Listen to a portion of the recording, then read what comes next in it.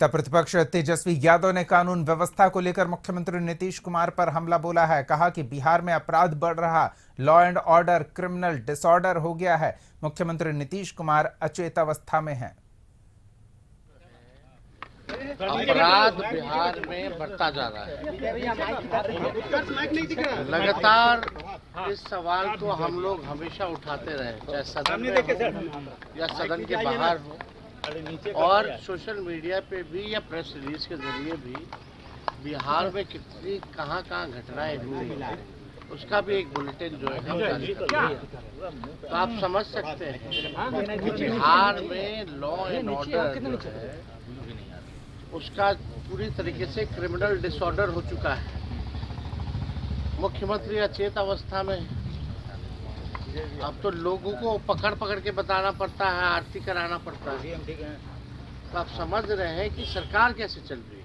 लगातार जो है। वहीं तेजस्वी ने प्रधानमंत्री पर भी तंज कसा। कहा कि पीएम धर्म की राजनीति कर रहे हैं, देश को बांटने का काम कर रहे हैं।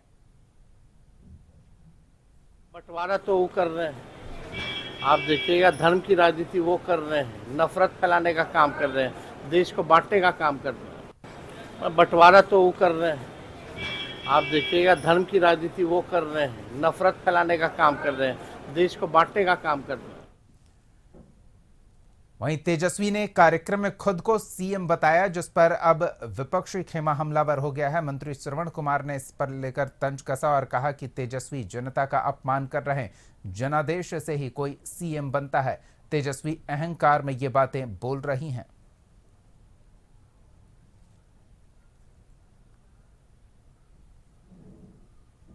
इसी तरह की भाषा का इस्तेमाल करके, इसी तरह की बोली का इस्तेमाल करके राज्य की जनता का अपमान कर रहे हैं। राज्य की जनता जनादेश देती है और जब जनादेश मिलता है तब जाकर के कोई मंत्री और कोई मुख्यमंत्री का चयन होता है। विधायक दल बैठता है, विधायक चुने जाते हैं, विधायक दल बैठती है, तब फैसला होता है कि कौन मुख्यमंत्री होगा।